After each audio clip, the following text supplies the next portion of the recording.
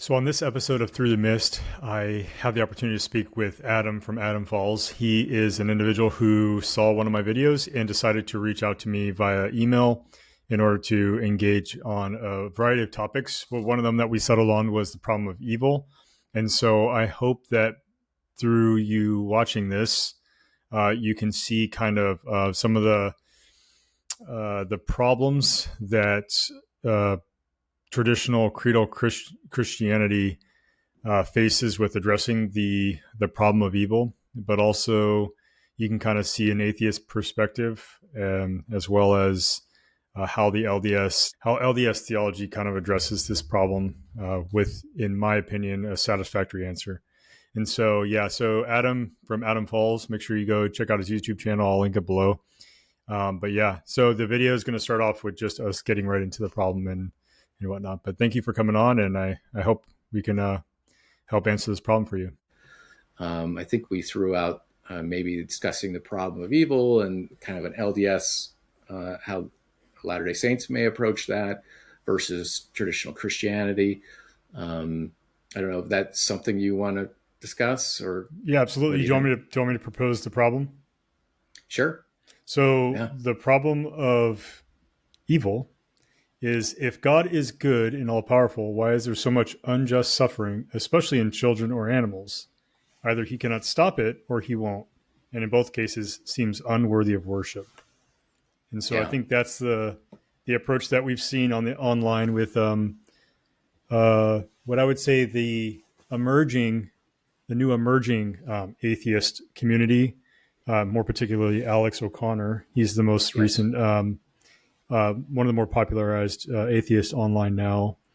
And that is one of the instances or questions he likes to pose to Christians, is more specifically with animals, the unjust suffering of animals, or the suffering of animals that brings about no added purpose. And so that's what we will be talking about today. Yeah. And I think that was one of, when I was out kind of the atheist phase for several years, agnostic after that, of course, that was one of the things I honed in on, was animal suffering, because that's a lot harder to answer, So, and I know Alex O'Connor had a recent Jubilee discussion, and that was part of that discussion. And Jacob Hansen was part of that, who's a LDS apologist. He's more straight apologist flavor. Which I think is good. You need those people. But that was one of the questions he posed to him, was part of that, at least, was problem of evil was animal suffering. And, it's a difficult question to tackle. And I do think the conception in Latter-day Saint scripture does allow for animal suffering. My feeling is it does explain that pretty well. But there are some, unanswered questions. I still think even in the LDS conception, and I think we'll look into that. I also want to caveat the discussion that, sometimes this kind of discussion is a little unsettling for some people. If you're not totally open to challenging ideas or discussions, I often say it's better just to stay with what you know, and if it's good and beautiful and true and it's helping you, it's not necessary for you to tackle all these kind of challenging philosophical ideas. So if that describes you, feel free to not watch further, but not that my purpose is not to deconstruct anything. I'm kind of the position that there's so much goodness in the LDS faith, even though I actually still struggle with the concept of God and Jesus in the traditional sense. It's not like I've totally resolved every question I have about that. But I think, in this discussion, we can actually see, maybe this would be a bridge actually to one of my favorite authors, and that's Fyodor Dostoevsky. I don't know if you've read any of his works. If you haven't, I would definitely recommend it. Famous ones are like Crime and Punishment and Brothers Karamazov. And Brothers Karamazov is probably the greatest discussion that I know of in Western literature of the problem of evil in a novel form. A huge amount of it is discussing that, but in a novel form, so it flows nicely and it's nice to read. And he was he was an Orthodox, so Eastern Orthodox from Russia, and he wrote in the 19th century. So interesting that the problems of atheism and the problem of evil are not new. In fact, he wrote several of his novels in reaction to the large portion of the intelligentsia and upper class leaving the Orthodox Church, precisely for the same reason I might have left 20 years ago. So the new atheist arguments are not new. The problem of evil is not a new thing. And so he actually wrote this book as a response to the issues brought up around this issue. And so it was seen to be a main topic of the time, especially in the 1840s and 1850s in Russia. Now, I would kind of like to just talk a tiny bit about Brothers Karamazov, which is his most famous book that discusses that. In fact, there's several chapters of the book that are build in the problem of evil and then kind of a response. But the response is not what you would normally think. So that's where I think, all Christians and Latter-day Saints can look for a potential way to address it. But in one of the chapters of the Brothers Karamazov is called The Grand Inquisitor. And in this, there's a character, one of the brothers, Ivan Karamazov, and he's the classic atheist. So he presents situations to his other brother, and what he does is he outlines all these examples of suffering, and he focuses on innocent children, of course, so young children. And his brother's name is Alyosha, and Alyosha is kind of the innocent, happy-go-lucky, believes in God and is kind of a Orthodox and do-gooder and stuff like that. Very nice to everybody and a good-natured person. But this Ivan is kind of a cantankerous, kind of does what he wants. He's kind of about pleasure seeking, and there's no moral rules and stuff like that. Kind of like what we would see these days. And in this description, he gives one example of a suffering of a young boy who's actually given by his mother, whose mother is trying to get out of trouble with her, basically the general landlord. And she gives up her son, and this general essentially sicks his dogs on the kid and tears him to shreds. Now, interestingly, you might think that these are just totally made up. Actually, these were newspaper headlines that Dostoevsky used to create these scenarios. So he actually borrowed newspaper headlines of the day. And apparently this was one of them, that some landlord general in the area had just, for fun, had his dogs tear in front of his mother's eyes, tear his kid apart. Ivan's argument against God is that, how can, of course, God, if it's a just and good and loving God, and Jesus always characterized God as a loving father, a fatherly figure, like, I have 4 kids. So, if I had loving kids, how would I approach my kids? And if the moral universe that I have as a father is different than God's, if God's way of handling things is somehow different than mine, then how does that compute? And so there's kind of a famous quote. It's a little challenging to understand, but I'll just quote it here. He says, "I understand, of course, what an upheaval of the universe it will be when everything in heaven and earth blends in one hymn of praise, and everything that lives and has lived cries aloud, quote, 'Thou art just, O Lord, for thy ways are revealed.'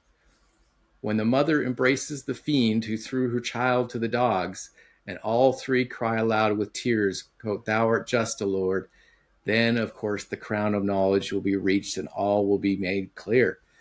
But what pulls me up here is that I cannot accept that harmony." So he's laying a difficult scenario where any of those parties will, if they're believers, would say God is a just God, and he can't make that jump. He can't say, well, that is indeed just. So I think that, if you read the whole, the novel, it's an exquisite novel. The problem of evil is just part of it. And you'll get a more depth review of that.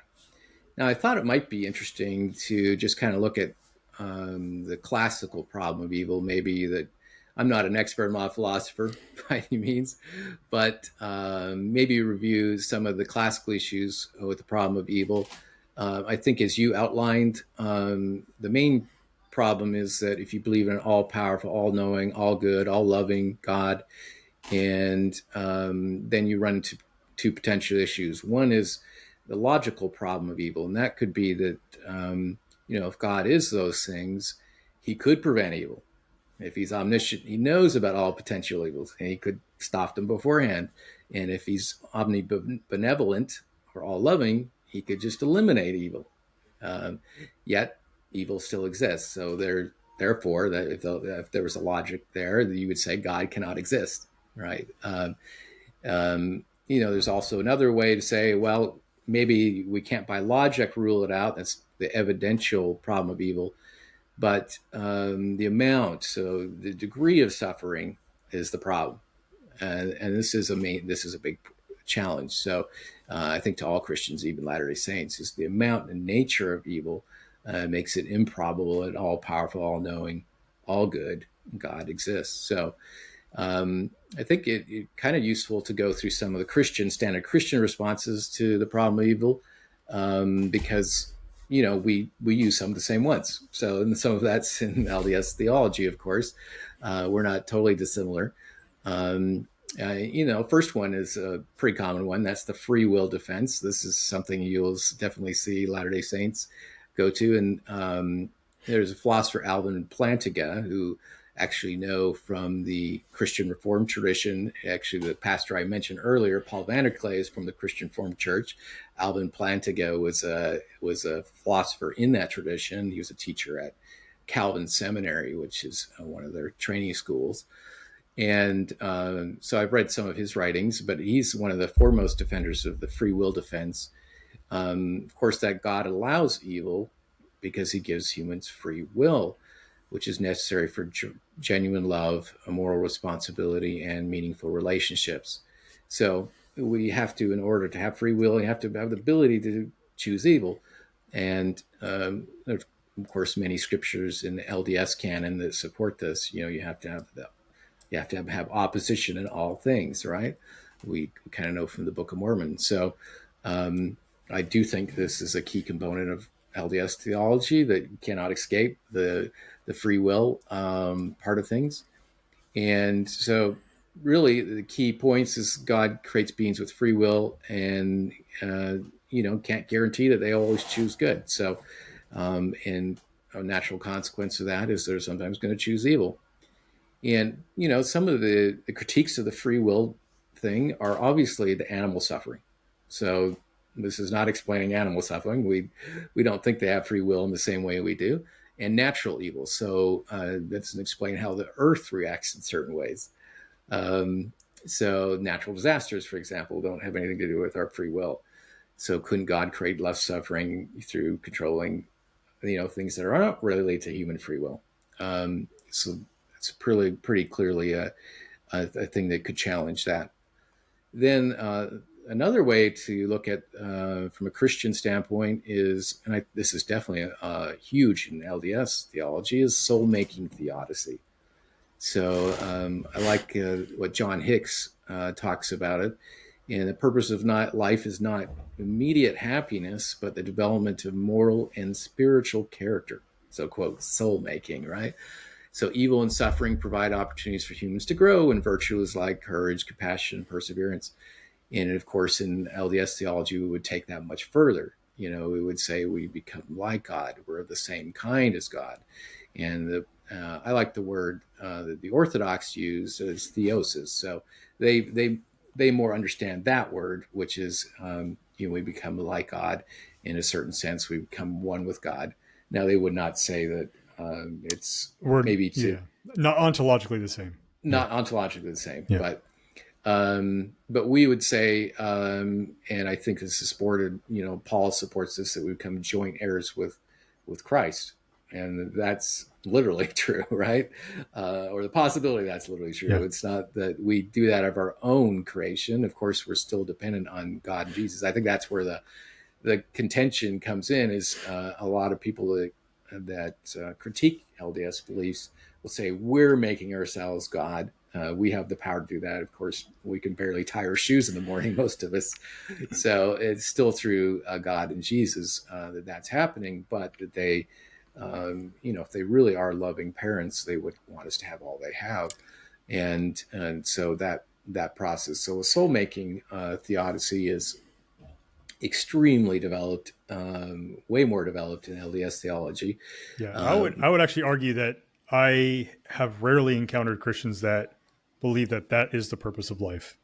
Yes, So I I think would that's agree. almost a novelty in some Christian spheres. It might not be, but even in like Eastern Orthodox, who heavily rely on the idea or the doctrine of theosis, like even then, when you press them on what that actually means, it does sound a lot like most Protestant Christians' understanding of the purpose of life in some sense. Yeah, Because what does it mean to become like God if you're not ontologically the same as God?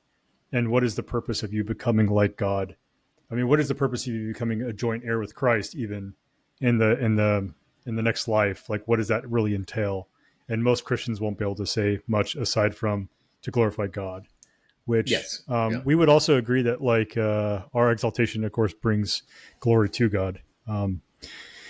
But I think yeah, I think before we jump into the kind of the Christian answers or even kind of critiquing anything or critiquing any of their positions, I think it would be good to note the fact that Christians also have some underlying presuppositions that kind of, I would say, hamstring them into a corner that I think is really hard to find their way out of.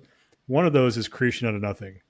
And so, with the idea of yeah, creation out of nothing, that in and of itself would cause the issue of, well, if um, who created evil, or who created the option for there to be a choice between good or not good, which I think most Christians that you speak to, when they're describing what evil would just be the absence of doing the good thing.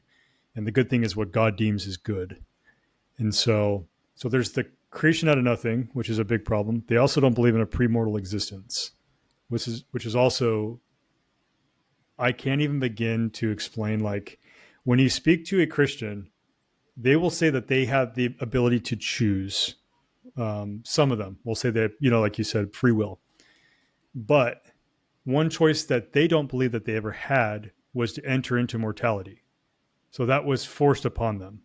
And so that idea, coupled with the idea of original sin, or the Augustinian form, which would be like more original guilt, it couples the idea that you were never free to even choose to enter into this experience at all, which once again elevates the problem of evil, because now God's putting you in this position where you didn't actually make a decision to be created, and now you're in this situation where you can suffer. And for most of humanity, because they don't accept Jesus Christ, they will suffer indefinitely unless you're an annihilist, in which case you'll cease to exist, which I think is a little bit more just if you believe in creation out of nothing, yeah, personally. He just can yeah, uncreate you. And then also, our purpose of life is different. So our understanding, our framework of the reason why we're here is a lot different than Christians, I would say.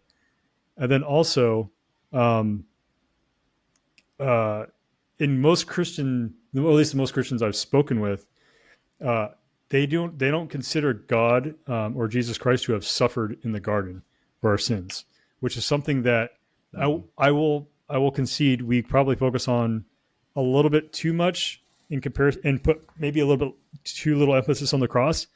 But their lack of placing emphasis on the suffering that took place in the garden, because they don't have additional scripture that would kind of clarify that's what happened there. Um, because of that, what exactly did God suffer? Did God actually suffer every possible thing that could be any type of suffering that could have happened in any person's life.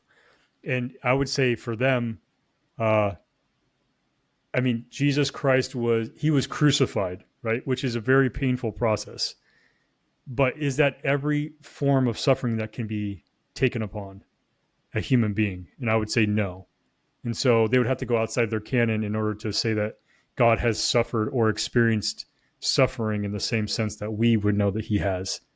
And the layperson, perhaps in the Christian faith tradition, might say, well, God is omniscient, so he knows all the suffering. But God doesn't have parts, passions. He can't experience, even with the hypostatic union, it was only the human nature of God that suffered and truly felt the pains of humanity in that sense, in that the human Jesus Christ, he suffered. The God or the divine Jesus Christ did not suffer, if that makes sense, which is a whole different problem with the atonement. But so there's all of this underlying presuppositions that I think kind of go into their issue with answering the problem of evil. And to be frank, I don't think that they have a good way to explain it at all. Like I can think of like a few different ways to kind of get past. I mean, I could just take the premortal existence. Like they didn't even have an opportunity to choose to enter into mortality. So yeah, I concur. I don't think they have a good response. I read some Catholic authors. I really like Balthasar, for example. He's the one that I think I sent you a message about the ground of all being. So literally God is outside time and space, and he provides the foundation. It's hard to even contemplate this, but really, Paul said we live and move and have our being, and that's kind of the basis of that thought, that even the potentiality, the reality we have, he's kind of underneath that. And so, of course, the problem of evil then becomes more striking, because if you're the basis of all reality and you're outside of it, why aren't you doing something about it? Exactly. If you could literally do it so easily. And all the points you mentioned, I totally agree. I'm familiar with all that. And so I think it is, it's a hard thing. Don't want to underestimate that anybody is truly suffering and going through these incredible things, past or present, all over the world, that, we have some easy answer, and that person in that moment. I think all of us are going to struggle and mainly find ways to have compassion and show love towards those people. And not just throw out, hey, we believe, we chose it to come here or something, right? I don't think that's the proper mode, but I do think there are some better answers. So, yeah, you did mention Augustine, and he's one part of this. Is the Augustinian Theodicy, where it's more like evil is a privation of good. So instead of it's just lack of being good. Yes. And then, so God created a good world, but we brought human evil into it. Yeah. And then, of course, it's fallen. You've got, original guilt and sin. As you're talking about, which I still believe that's a paradox in and of itself, because God can still create a scenario in which it is impossible to not accept him. And he chose not to create that. And so most Christians will say, well, he doesn't want to create robots, or like he wants to develop us. Well, why does he want to develop us? What is the purpose of him developing human beings? Like, God didn't need to create us in their framework. And then he did create us out of nothing, literally out of nothing. And all the world around us, the physics that hold up the universe, and some of the physics we don't even know, like, he created that. And so our view of the universe is so remotely different. Like, we believe that God is bound within eternal law, and these things already just exist. Everything has already existed, and he's just forming things, and he's progressing things, and he's creating order from chaos, which kind of ties into some Near Eastern type topics. But Yeah, I just, Jordan Peterson topics. He's yeah, big into order and chaos. yeah, Yeah, I love that because that is really yeah, a very Near Eastern way. I mean, like you talk to somebody who's maybe like a Jewish scholar and you talk about Genesis 1:1 or just Genesis 1 in general, and they're going to explain something completely different than you would if you were talking to like an evangelical or Protestant biblical scholar, because their understanding of the context in which Moses or whoever wrote the Genesis account would have understood what he was writing, or the people at that time, I think aligns a lot closer to what they've actually would have believed at that time. And a lot of it, I think, was adopted from other cultures around them. He kind of had this like yeah, chaotic matter, and from that, God is he's separating it and he's dividing it and he's forming things from this chaotic matter. He's bringing order to it, which you speak to any Christian and they're like, no, absolutely not. yeah, yeah. So, Yeah, I think Terrell Givens puts it nicely when, if God created us just to give him glory, then are we really talking about a selfish God? Or there's a great cognitive science scientist, actually a colleague of Jordan Peterson at the University of Toronto, is John Vervaeke, and he interacts with a lot with Christians. He's not a believer. He's what he calls an anti-theist. Not anti-theist, but non-theist. But he has a great view of Jesus. He calls him the sage of agape. And so if you have different sages of things, he's definitely the sage of of love, love. but Yeah. not any type of love, Yeah. not eros or other ones, but agape. And if God is really agape, which is an outpouring love, it's not consuming love. So that eros would be consuming, like I become one with you. I eat a piece of food, I become one with that food, right? And you're consumed with that food, the taste, the flavors, everything. But when it's agape, it's I'm getting nothing from it. That really is the atonement, right? To some degree. Selfless. Yeah. Yeah, it's an outpouring. And if God the Father is really that as well, which he should be if they're one and the same, one in purpose, and if you're a Trinitarian, basically the same thing in some sense, then how is I've never understood how an agapic view of love could then become an erotic, where now you're consuming other people, right? They're giving you obeisance, and that's your whole purpose, is you want that feedback. You need that. Now, I'm going to be cautious here and not say that I'm not here to denigrate other Christians or say that maybe they have some nuance to that. But I know that a lot of the time it is to give glory to God, as if God, if he was an agapic, if that was the totality of what he was, I don't see how that computes. And I also think that the LDS version does make more sense of that. If God stood among, quote, intelligences or agentic creatures of some sort, that we don't understand really what that means totally, but and saw fit to, help them become like him by instituting laws and so forth. And that sounds more like agape to me, rather than just us worshiping him. Of course, we do honor and sustain and worship God. That doesn't take away from that. So, I kind of wanted to maybe go to one of the other next defense, which is, and this is a very common one, is the greater good defense. So this would be probably used in something like the case that Ivan brought up. Well, maybe somebody watched it. And they saw how terrible this was when the dogs were consuming the kid, and they were spurned, pricked in their heart, and changed. So this argues that God allows specific issues because it lead to a greater good that could not be achieved without them. So, so there may be people around, or if your child is dying, maybe you as a parent are changed, and there's a greater good from you or people around you. Of course, this doesn't help when it's a solitary thing where nobody observes it, and doesn't help with animal suffering, definitely, right? So, and at least not for fellow animals.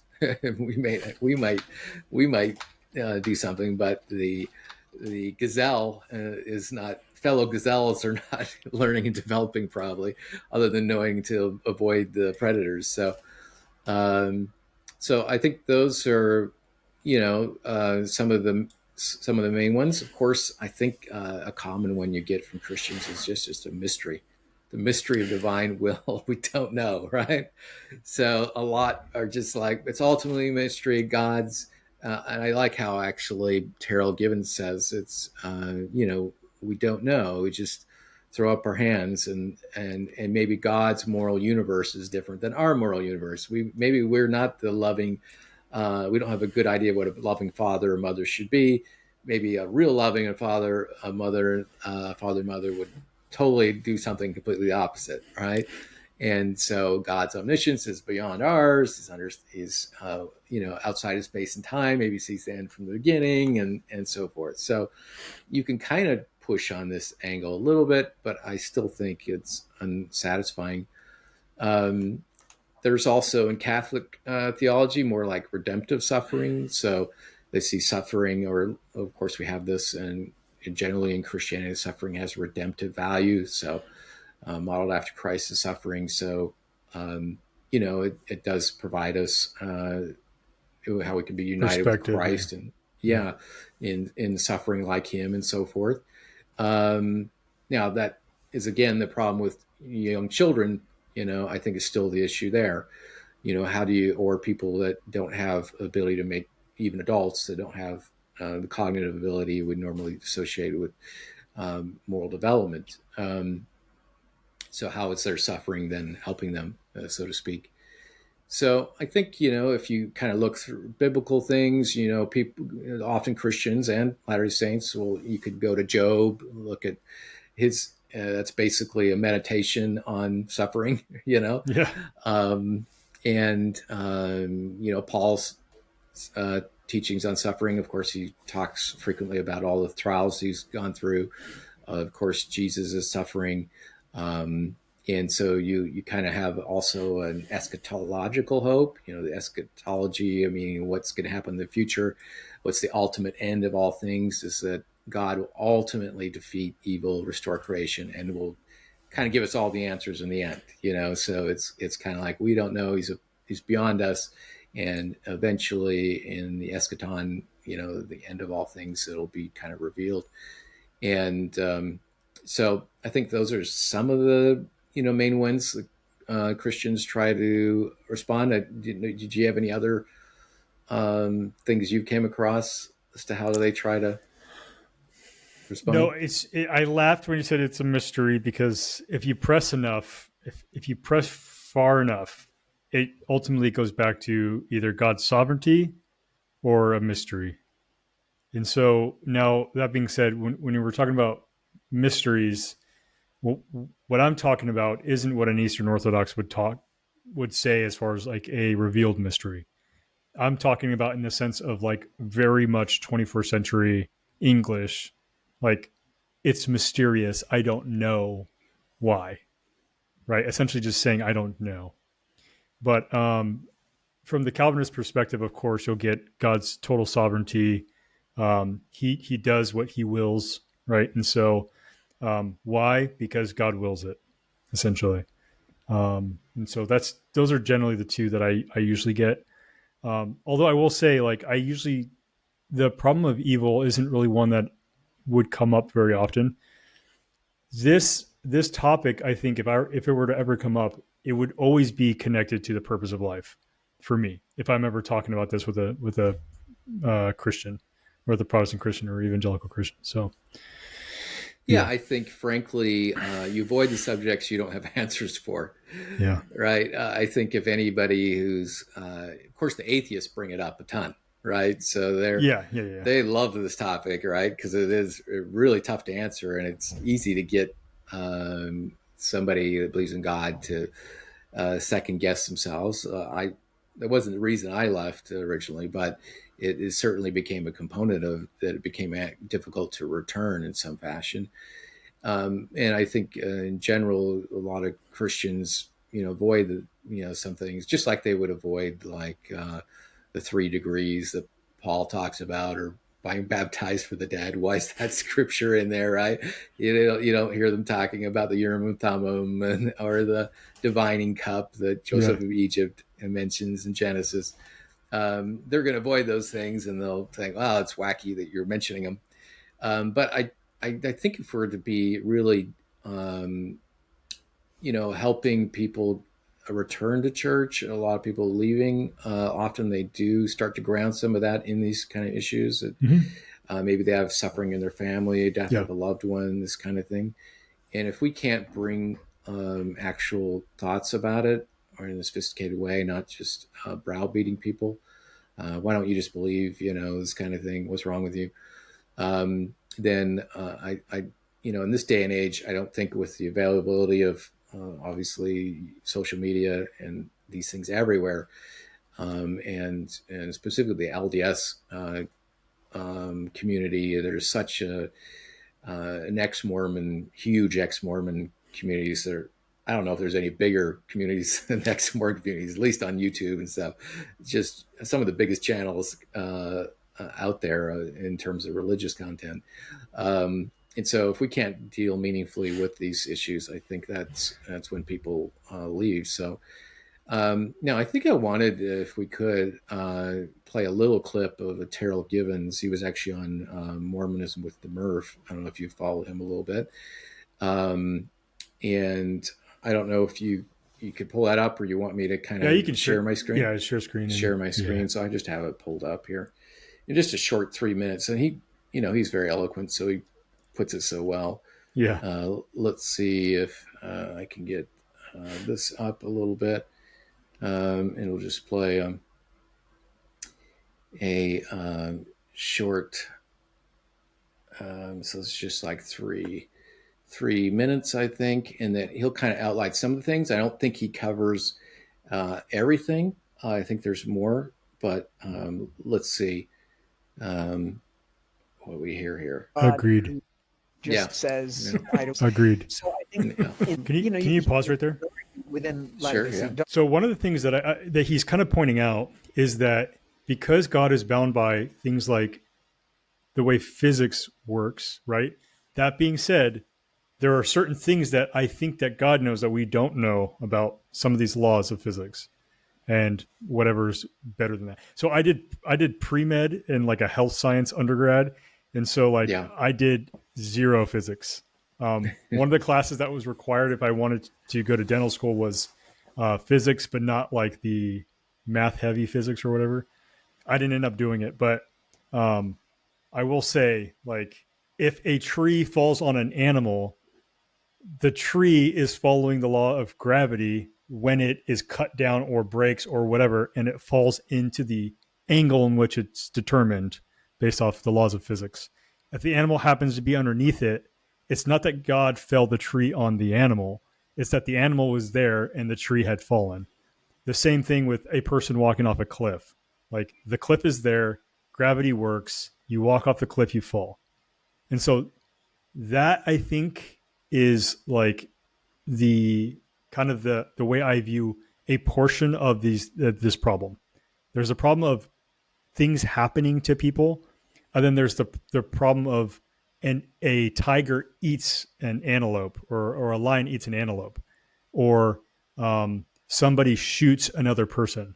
Like, that involves two things that are acting, or that can act, that are acting upon each other. Where I feel like a tree or something that might have intelligence doesn't really have the opportunity to choose. It has the difference between acting and being acted upon, essentially. But, yes. So yeah, I would agree with all that. You could say that what he's getting at, what Terrell is getting at, is that there are natural laws, and of course, if you believe some of that natural law could be, for example, evolution, to some degree. There's debate about the extent of that, I know, and certainly Latter-day Saints of different eras have disagreed about evolution and had a more fundamentalist approach to it. But I think at this juncture, most people concur that happens. And if you agree that that happens, then, and that's a natural law, then of course animal suffering could be a response to that, as that's just how things naturally develop in living systems. And so I think that's a possibility within the Latter-day Saint conception, because these laws are pre-existent. God did not ordain them or create them. So he did not create evolution out of nothing, such that it would then result in this animal suffering as a natural consequence. I think that is unique, and I like how Terrell puts it. And so, do you have any other thoughts, or you want to just finish? No, yeah, please. A little bit, maybe. Not too much more here. Yeah, so I think that's a little highlight of what we've been talking about. I think that's kind of summarizing it pretty well. And so just to kind of go further into that, some of the LDS responses, I guess he highlighted some very nicely. I think agency is in premortal agency, as you discussed, are key to that. So like he highlighted that we chose at some point to accept some sort of offer or plan from God. And we made that free choice. So, one of the thoughts is that there was some ability to understand what was going on. Of course, how could one completely understand something somebody hasn't experienced? Nobody's gonna know. Somebody could offer you to go on a roller coaster ride, and you kind of tell you what to expect, but of course you're not going to have full ability to comprehend that until you do it yourself. And I think that's just built into novelty experiences, novel experiences. So, but it's obvious that LDS theology has this duality between good and evil. And the evil exists, and it's it's present even in the premortal existence. So there was a group of people that chose one way and another, and there was enticement to choose one versus the other. And then, we believe in a eternal opposition in all things, and that's I can't see that changing. That seems like an eternal truth to me. In that agency predates human existence. So, like you said, there was war in heaven. You mentioned before that we had some agency, and we chose to come here. So you're a medical doctor by profession? Yeah. Mm-hmm. So the way I like to view it is, we could take your profession, for example.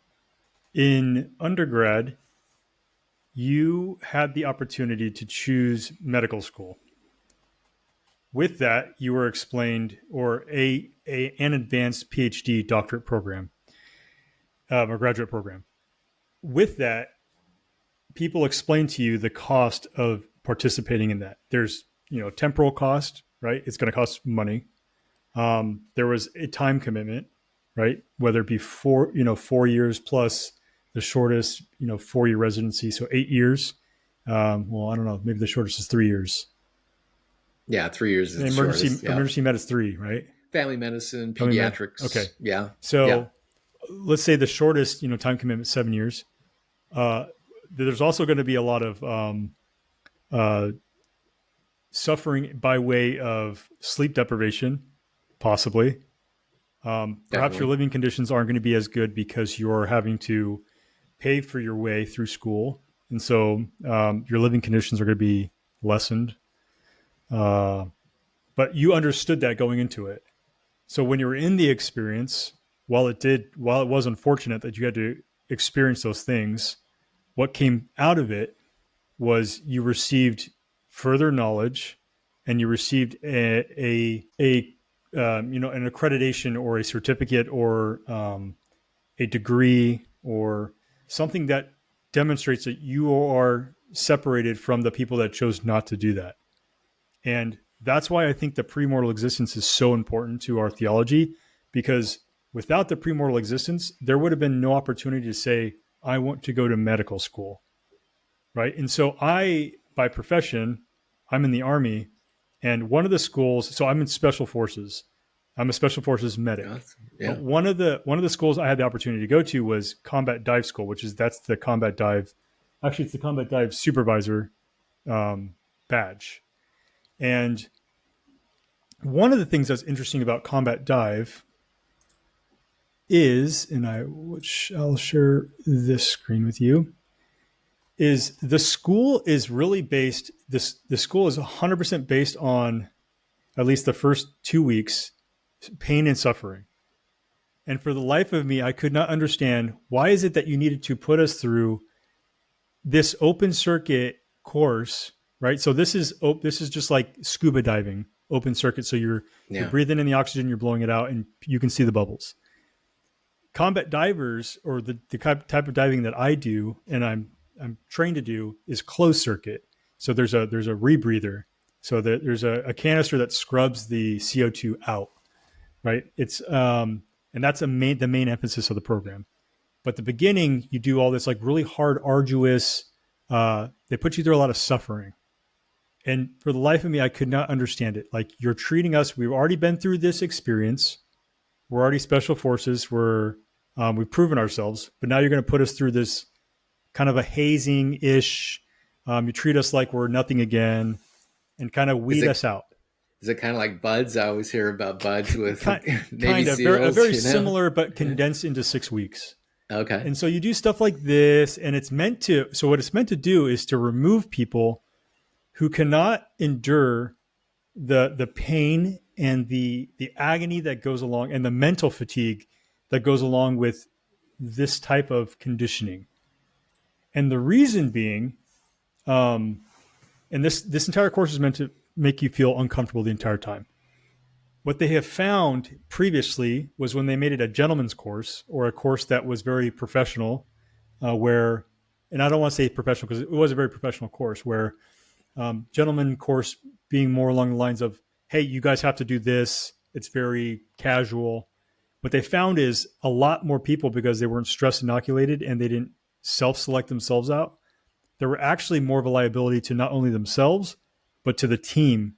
Because when you dive as a buddy team. So you dive on a line with somebody else. And that's for accountability and safety purposes. But then, even then, on a team, you dive 7, 8 to 12 people on a team line. And so if one person shoots up to the surface, the laws of physics, once again, you can have expansion of air in the lungs, which kind of separates out and goes through, and, bubble air to the brain and all that stuff. But so this entire course, they're nitpicking on all this stuff. People self-select out, but those who stay, they still continue to endure suffering throughout the entire course. But at the end of the course, when you receive that combat dive bubble, and you're counted amongst the peers of these people, and you receive this, you look back on that experience and say, all of that pain and suffering, it was temporary. It was very fleeting, and it happened, but I am a better person because of that. And so I would like to ask you, even by way of an infant who is before the age of accountability, which for the LDS faith tradition, that's 8 years old, even if they suffer, do you think that there's benefit to that? Yeah, that's the tough question. I think, I think that is a thought within the LDS circles. It's certainly been, was it enough to get a body, right? You just need a body. That, I think that's unique to LDS attempts of this. There's obviously something to the phenomenal experience. There's once I listened to a discussion from somebody that was what he was as a counselor for people in end of life. Actually, that's all hospice. I did was hospice care. But he was more of, instead of taking care of the people, he was the one that would try to help people wade through it. And he was actually a Native American kind of healer type. This always stuck me. This is years later. He had this child that was dying of cancer, and his parents were, obviously very dismayed and distraught. And he went to the kid and asked him, "Hey, you're about to die. What would you tell your parents? What would you say?" And he says, "Well, I got to pet a horse once." In other words, that phenomenal experience, that life experience, was so magical. Even just the experience of life was in itself, at that young child's age, it wasn't, "Hey, I flew rockets to Mars. I became Elon Musk. Yeah. I became the CEO of this company. I made millions of dollars. It was just the experience of life, the magic of life. So I think there is something to that the, how much moral development, I think that's where the challenge is. If you believe it's a soul making theodicy, how much is in that. And, I think it's pretty clear to me that none of us are like Christ right now and will ever be before we die. So there has to be moral development beyond this life. I mean, that's clear. I mean, to think so would be kind of relatively, once again, though, that's unique. Yeah. I would say that's unique to our theology, because I would say, especially when you're talking to a Calvinist, Christ's righteousness is imputed upon you, right? That's true. And so you become righteous like that, right? You're a piece of dung, and all of the perfect righteousness covers you like a perfect blanket, perfect white blanket. And that's not our theology. Yeah. I can't do that, because as a physician or anybody who knows anything about development, or is become excellent, has expertise in anything. Let's say as a diver, you practice and you become a better diver. Your lung capacity goes up. Your ability to concentrate under tough conditions in darkness where you can't see and not panic, right? Yeah. Claustrophobia. There's all sorts of things. Cave divers, for example, it's not something you just go do in a pitch black environment with a rope. And some do. Some do, but it's not something they just do at the start, right? Yeah. These are experienced divers. I'm a pianist. I play the piano.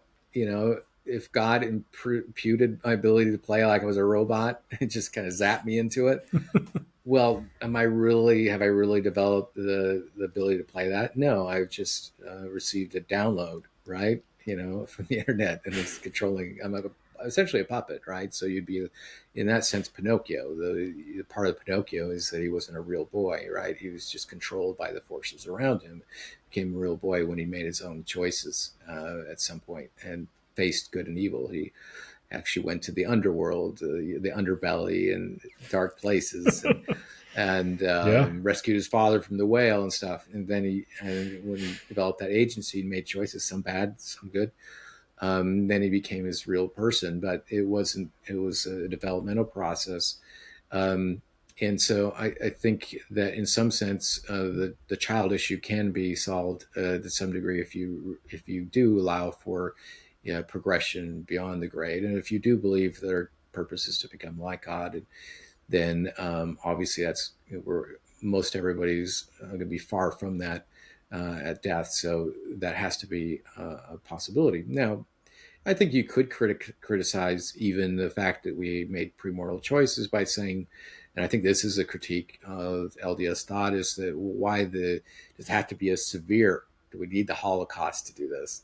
Do we have to have the extreme suffering, that is out there, like torturing people and stuff, to get that same level of development or soul making or whatever it is?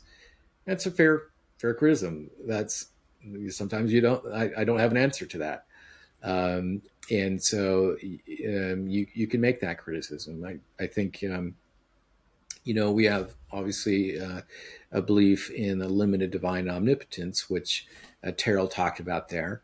And, that explains some of that, so unlike traditional Christianity, you've talked about God is not omnipotent in an absolute sense. So not creating ex nihilo, like you mentioned, in controlling all aspects of reality. He's not the ground of being, like he's literally just putting his hands up and holding, like Atlas, the world, right? That's the picture I think of. And he's not the composer of the fundamental elements, so to speak. He's organizer, or in that sense. So you could put some of that that can be explained by that. And, obviously we believe in agency and that God respects the agency of the intelligences. And so maybe this absolves God of some direct responsibility.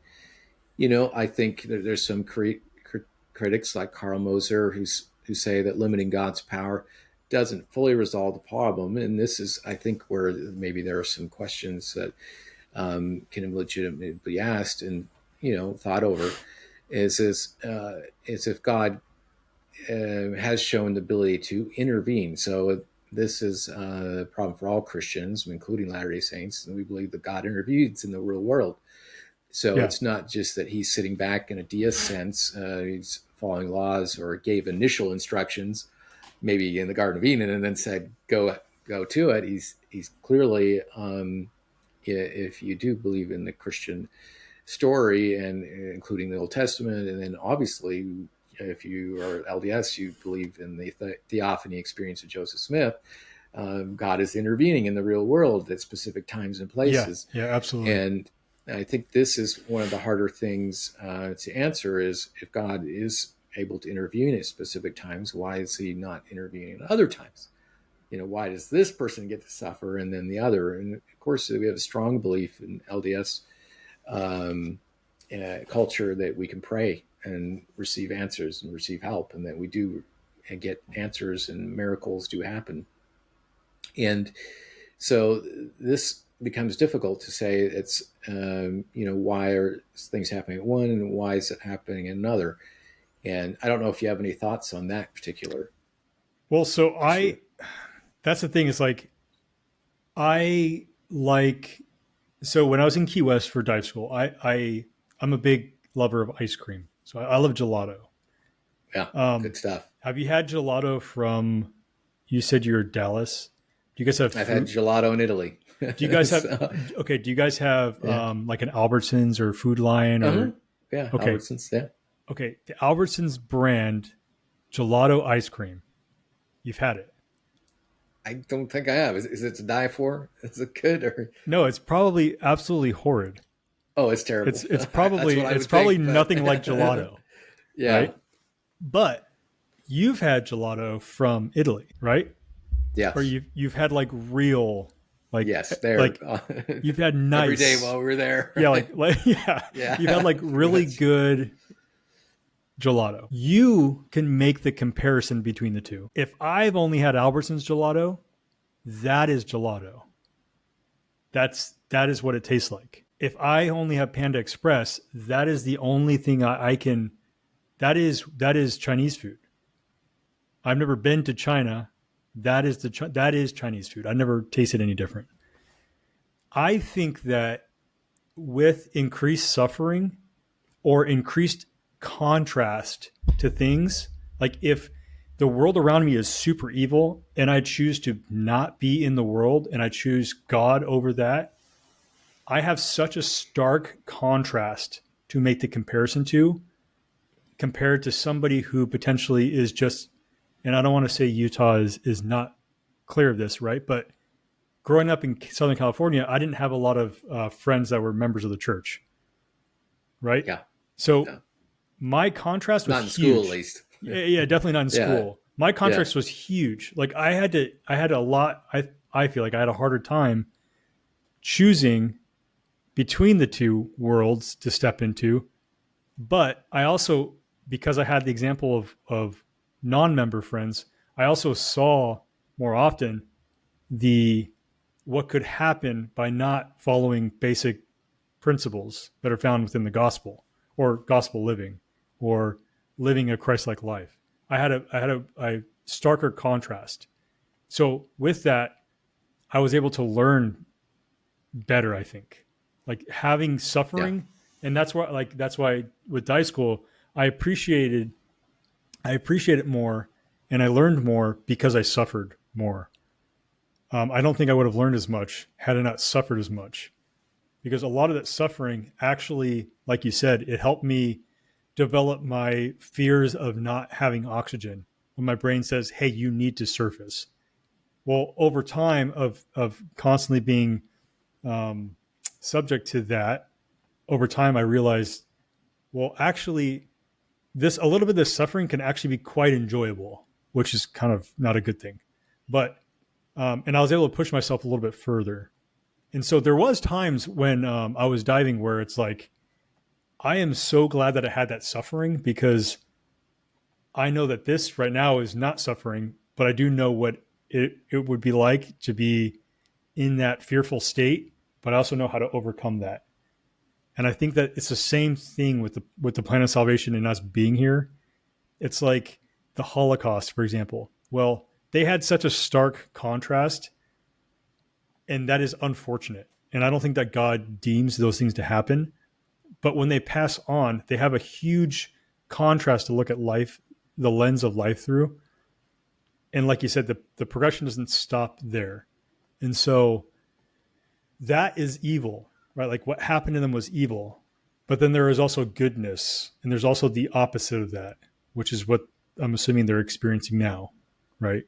Well, we believe that they're experiencing now. Yeah. If they choose it, right? So they still have their agency. Just because they were part of the Holocaust doesn't mean they're going to choose, they're going to choose God, right? Like not all of them are going to choose God, but I feel like the atonement can offset the suffering. And then at the end of the day, like, because we believe that God suffered in the garden, like he suffered everything. And it's such a unique position because to say it's unjust, well, it was also unjust for God to come down and suffer for everything. Like to suffer at all, really. Like why would he need to suffer if, like, I don't know, like what's your take on it from a Christian perspective? Like I honestly ask Christians that. Like, why did God need to die on the cross? And oftentimes we'll say, well, to fulfill prophecies. I'm like, okay, well, why? Why did he actually need to die on the cross? It's like, yeah, that's a tough one. I think the Eastern Orthodox have a good one. They say they defeated evil, defeated death, right? He defeated his own concepts that he came up with. Yeah, exactly. It doesn't make sense. Yeah. I think if you look at the Jesus on the cross, my God, why hast thou forsaken me? It's actually taken from a psalm. So if you look at the psalm, that was actually an Eastern Orthodox, Jonathan Pajot, that pointed this out, and it's from a psalm. And then if you go look at the psalm, the psalms are often lamentations. There's a lot of like, why is this suffering? Why is this happening? But if you read to the end of the psalm, it's a glorious thing that happens in the end. So it's turned into something great, and it's like it worked out in the end. And so I guess that is the kind of eschatological approach. Of course, in LDS scriptures, you read Joseph Smith has several sections on where he's suffering. Yeah, 122 is when he's in the prison. Yeah, God comes and tells, and basically, essentially, God resets his frame. Another part, he says, "Peace be unto you. This shall be but a small moment," right? Resetting, framed from into a small thing, and saying, "Here's the eternal vision." Of course, the Moses 1 is an extreme version of that, where the small, I would never have thought man was so little when he'd experienced not the full glory of God, but because God says in that that you cannot experience full glory of God and remain, on the earth. So, but when you have such that large view of God, then of course these little things become less consequential. And I think that's the quote eternal perspective is kind of an LDS. The way I'm putting it is one way of doing with it. I don't think I always have a great answer for why a particular person gets relief from something and another person doesn't. I think that does fall into the mystery category to some degree. It's interesting that C.S. Lewis, who's often cited in General Conference, and it's not the evangelical I talk to who frequents LDS circles. He said, "Yeah, why is C.S. Lewis used so much? He seems to be your favorite author." Well, he's very ecumenical, and he's not out there, trying to destroy other denominations. He's mere Christianity, right? It's not my Christianity necessarily. But he had kind of the belief that real miracles, that he would term miracles, were very infrequent. So that they were general, instances, turning points in history. So he would be more, his thought would be that, something like the incarnation of Jesus, or, we in our frame would be the theophany of Joseph Smith, these kind of things, these transcendental moments where changes happen, and that his thought was that that a lot of the other things could be explained by natural forces. So, placebo effect, or other things that just turned in that direction that we attribute to miracles. And I'm not against attributing to miracles. I think anything that builds faith is not necessarily a bad thing, but it may be that there are just natural laws, like we believe, that are happening that work out in some person's favor and not in others, and that sometimes we may just see that as a miracle. And so it may be that the real instantiations of God truly intervening in the world are in a big major way are less than we think. Now, it's just his thought, because I think maybe he was wrestling with this issue. I don't think I have proof for that, but it seems that he's wrestling with, well, does God, if I can really make it so God is not intervening that much, truly, when it just, has to matter, otherwise the human race is in jeopardy, then and maybe that resolves a little of that question. And if a lot of the other things are kind of natural laws, then that would also be a partial explanation there. And perhaps receiving a miracle like that is akin to receiving further light and knowledge, which we know that God's not going to grant to somebody who isn't going to act on it. And so perhaps those who receive miraculous things happen to them that truly can be categorized as miraculous, perhaps it's because they're prepared to act upon that further miraculous. Because even being healed miraculously, like, that should denote that there's some higher power, right? And so if there's a higher power, then I just need to act upon what I do know about that higher power. And so perhaps that is what's restricting miracles for some. It's their inability to want to act upon that further light knowledge. And to be frank, I'm going to say, like you do, in a sense, it's kind of mysterious because we don't have the peek behind the curtain to see how does it benefit somebody in mortality to be healed from an ailment. Like, how does it change their faith or shape their faith or shape their mortal experience? And for some that don't get healed miraculously, perhaps it's because they don't need much more out of mortality than what is offered. But we just don't know that. Like, we don't know based off the premortal existence and where they are on the progression and how much they actually need to get out of mortality. And that's kind of how I internally kind of deal with it. But with that, even that being said, I still believe that there's further chances upon death of still progressing and learning. And I don't think that we're just all of a sudden going to become like God, because even in the resurrection, like, I don't think that just because we're resurrected in a perfected body will necessitate that we are at God's level. Like, I don't think that those two, in my head at least, they don't square. And so I still think that there's a lot more to learn, and we have plenty of time to learn it. But what we always will have, and I'm thankful for, like, any amount of suffering that happens to me in mortality, I'm thankful for, because I know, just like my experience in dive school, that when I die, I can look back on that experience and say, that shaped me, mortality shaped me, and I learned a lot through my sins too. I learned a lot through my transgressions. I learned a lot through the repenting and relying upon God. I learned what it meant to receive a revelation from, like, the Holy Ghost. I learned what it's like to put off that revelation and just continue on my life and the repercussions of that. And so I have all of these experiences that I can draw upon. And to be honest, like, I do agree, like, maybe perhaps for a young infant who dies early on, perhaps they don't get to experience that suffering, which I would argue is perhaps to their detriment. Like, I don't think in the spirit world you get to learn as quickly. Mm-hmm. I think this such a short, it's a blip. It's a less than a blip in the grand scheme of the eternal perspective that you spoke of. But it is such an important time period to learn. It's much like 6 weeks, right? Or 7 years, 7, 8 years. 8 years for a lifetime of going back and looking at that experience and recalling that. And, so. Yeah, I totally concur with all that. You know, there is the interesting part where Jesus talks about how he couldn't perform miracles in his own country, amongst his own people, because they Yeah. lacked the faith, right? They saw him Yeah, as, hey, certainly. just the guy I know down the street, right? I grew up with, right? Yeah. Um, you know, from a medical standpoint, if I was to look at that, I'd say, well, that's the placebo effect. They believe, so they have enhanced likelihood to get better if you believe.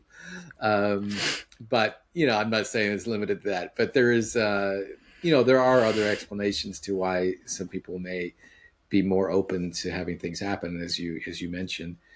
You know, I think some of the Christian ways of critiquing LDS belief would be some of the things you highlighted, and that the belief that God does not have the omnipotence diminishes the sovereignty of God, right? And then the common thing you'll hear is that, well, is that God worthy of worship? And they'll throw that out, that the LDS God is not worthy of worship. Yeah. He Yeah. can't be truly relied upon A lesser because God. his Yeah. lesser God, because he's not the foundation, he's not the cause of all being. This is somebody that you can truly rely on to provide salvation. So that's a critique. I think another time to look into that, is that a valid one?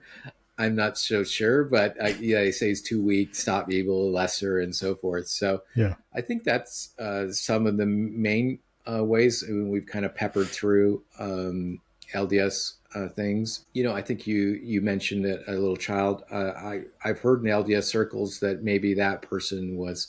I mean, some people have theorized that maybe they were so good in the pre-mortal life that they didn't need this experience.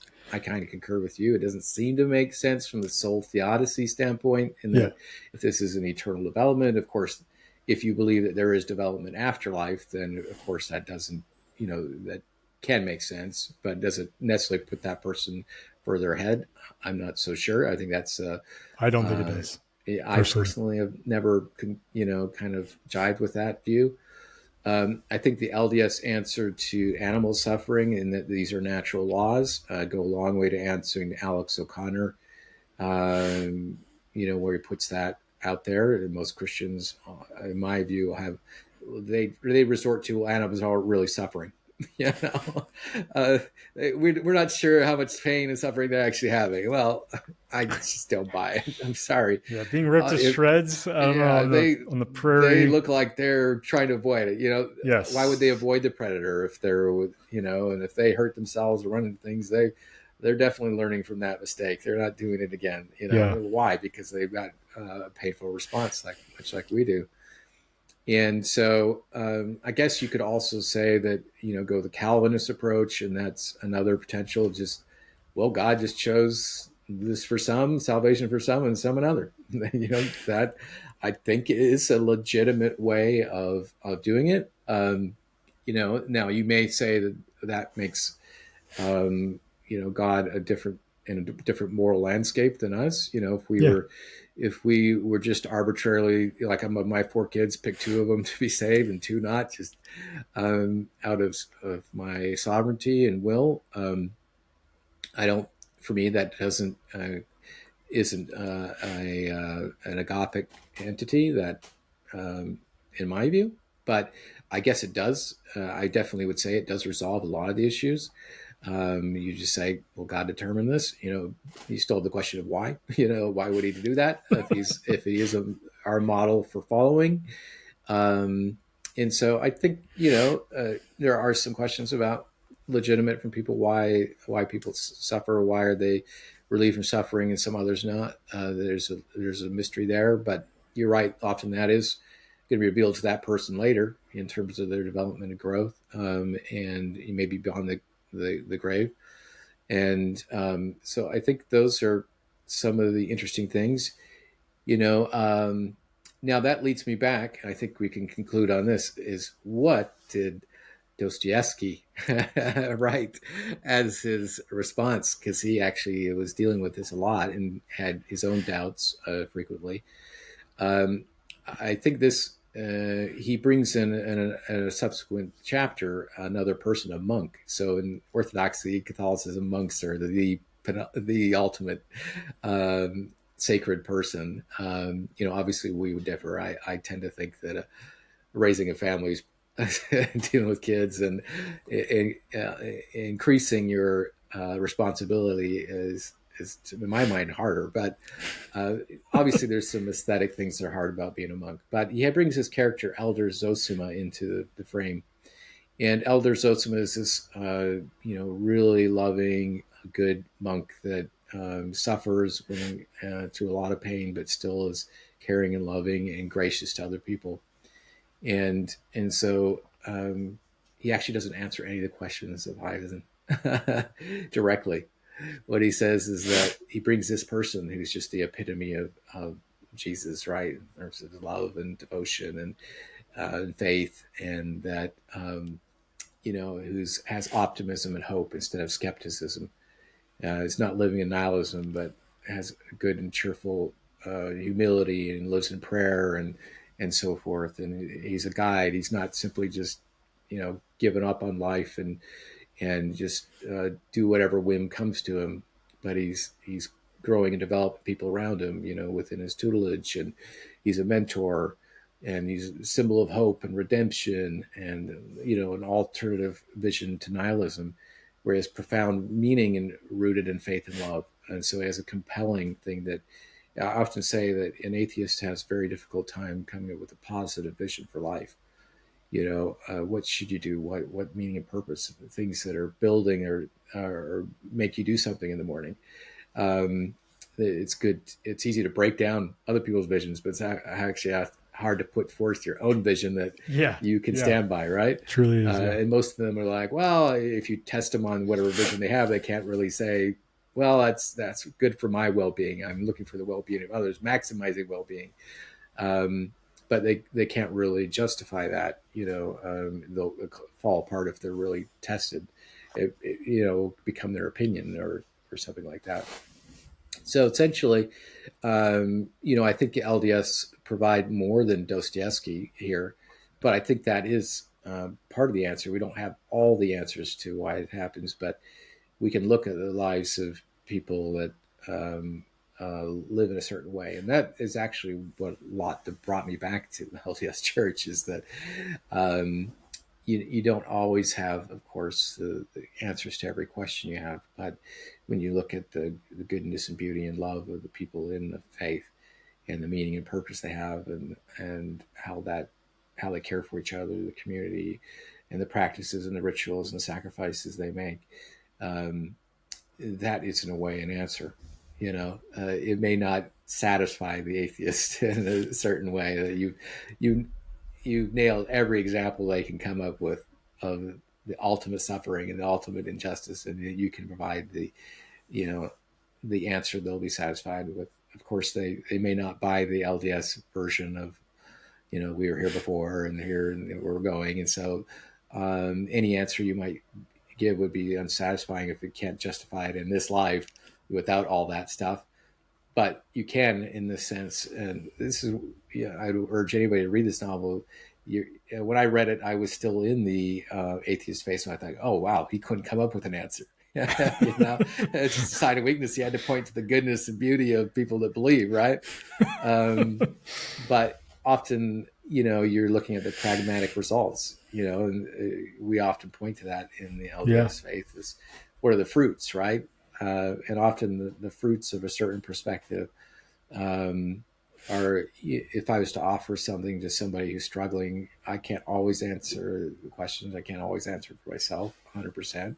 I think there are some things that we in the LDS faith that do provide some answers, but I think in the end, if you look at the lives of, quote, saints, or the Latter-day Saints, in our view of people, that have this meaning and purpose and love and community and meaning through their tradition, Christian tradition, then you can say, well, that is an answer in a certain way. So any kind of thoughts on that or final thoughts? No, I will say so much like Philip, I've had a lot of spiritual experiences.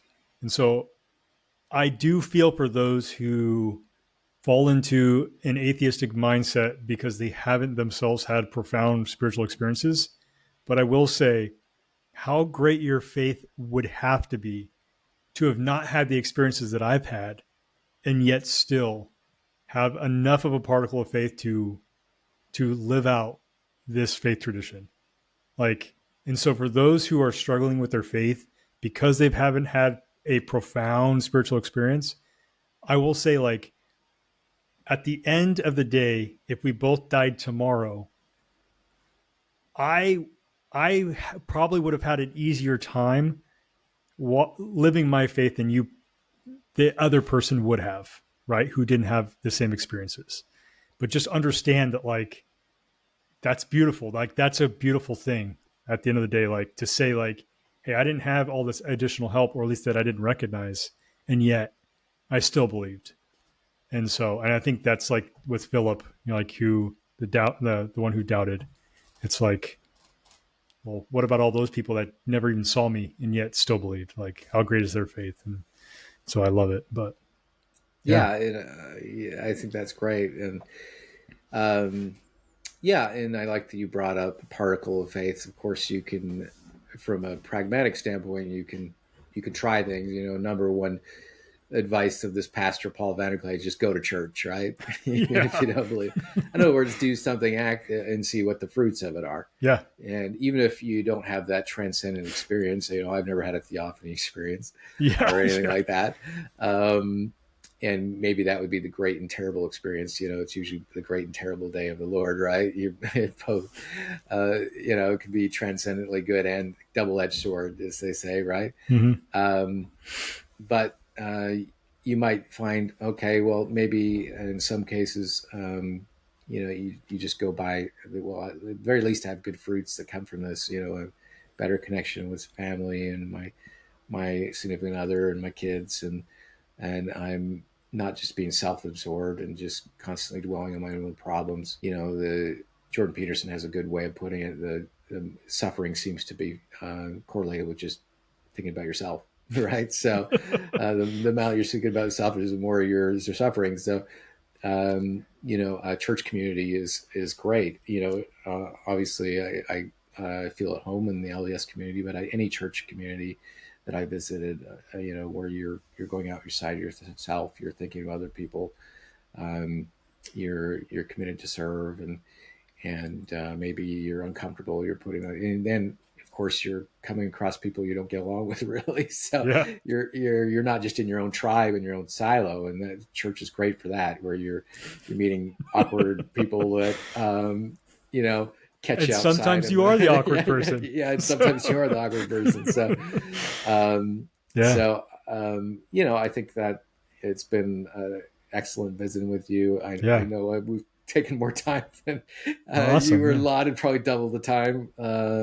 But I think I've enjoyed visiting with you. I think there's lots of things we could talk about in the future in different areas, and build kind of more LDS channels like you created, where these kind of interesting conversations can happen that aren't just strictly, hey, we're trying to defend our boundary maintenance. Is often how I hear.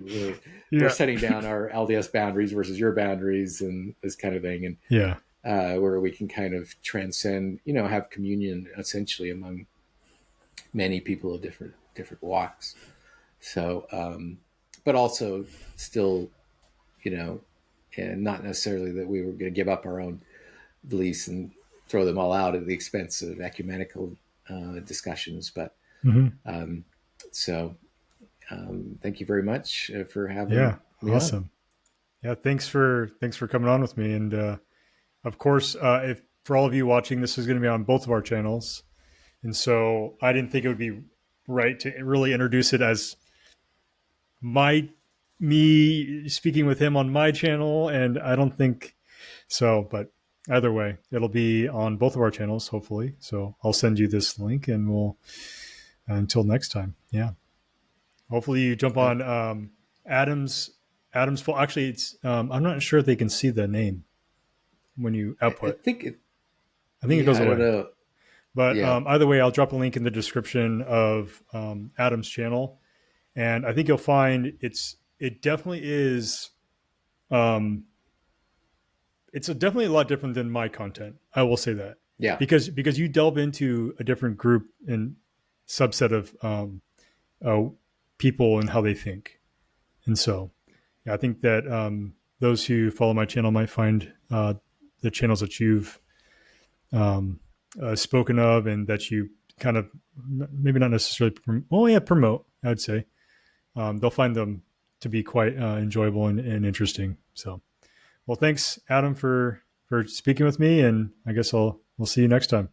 Yeah. Have a good night. Good evening. You too.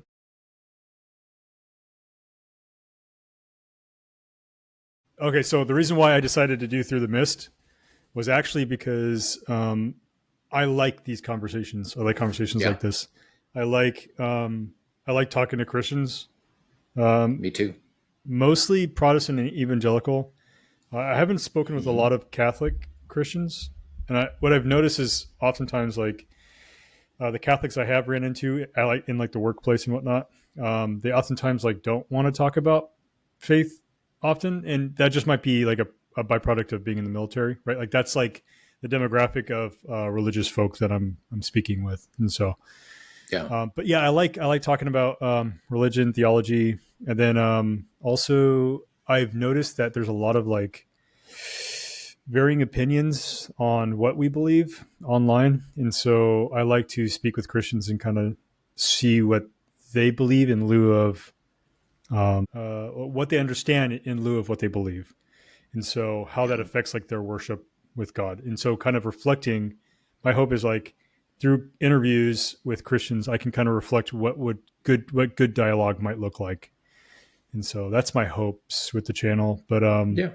I mean, at the end of the day, like, and I've said this on multiple other channels, like, it is almost like a selfish endeavor because I really do like having these conversations, and so like you get some joy out of it. Having a channel like this kind of like lets me have an in to ask people to have a conversation, you know, where otherwise it would just be like, yeah, I'd rather not have a conversation with you. It's like, well, I have this channel and, you know, we could talk about it on the channel, but it's really selfish. I just really want to talk about theology and stuff. So that's kind of me too. So, you know, I kind of went through a quote deconstruction phase, you know, years ago during the New Atheist period, late 2000s.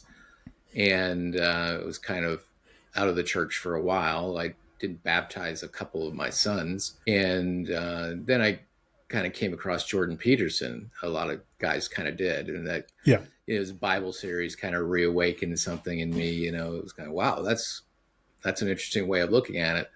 Especially the psychological take. I'm in the medical profession, so but even then, I wasn't. I hadn't thought of it in that way. And there was a Christian pastor who's really influenced me. His name is Paul Vanderklay, and he did tons of commentary on Jordan Peterson. And so it was kind of just algo served his channel up to me. And then I started following his content. And then a gentleman named Jonathan Peugeot, who's an Orthodox Christian icon carver, which Jordan Peterson collaborates a lot with. They've had a lot of conversations, and they've done a bunch of biblical series together. And so, you know, there's this pastor who formed this he didn't form this community, but this community formed around him called the Little Corner. It's kind of an interesting name. And it's all of these Christian, even Jewish, but Christians of all flavors, Orthodox, tons of Catholics, tons of Protestants of every variety. And they have this kind of constellation of channels. And I've been kind of involved in that for several years, kind of as a lurker, commenter, you know. And, you know, I decided, well, at some point, there wasn't much LDS representation. There were a few LDS people. I was one of them. But most of us were just kind of occasional commenters. And I decided at some point that, you know, I kind of was coming back to church, that maybe I ought to be involved in that community in a more open way, you know, show my face actually, right?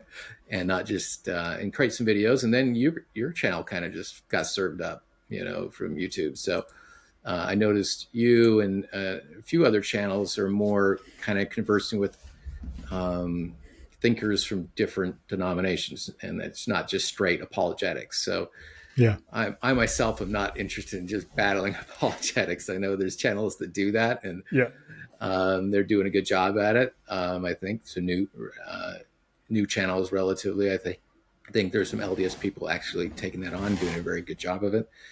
But for me, I'm more interested in just having, kind of like you're saying, those great conversations and dialogue, and see where there's a lot of connections. So surprisingly, there's a lot of ways in which maybe we speak different words, but there's a lot of connections in these communities. So, and the quote little corner is the very open. So they don't mind having LDS people there talking with them. I had a conversation with Evangelical, which I'll have on my channel tomorrow, who's I met, and so very nice, and so that's been really fruitful. So that's kind of how I decided very recently to finally start doing a channel, and then I saw your various interactions with a lot of different people, Christians. So thought maybe I need to get some interactions with some LDS people too that are a little more open to that kind of conversation, and perhaps they could also be involved with some of these figures. You might notice some of these people I've even met even in the little corners biblical Unitarians, which I never had heard of before. So and they're kind of apologists for that, and they're very open. So it's very interesting. But you may be able to connect to some of those people if you're interested in getting like a biblical Unitarian take on Christology and stuff. That'd be pretty cool. Kind of an interesting conversation. And so, but I know the purpose, kind of what we were thinking through tons of different topics I could talk about is kind of when you ruminate on things for years, you don't really talk about it much. You have lots of different thoughts on things, and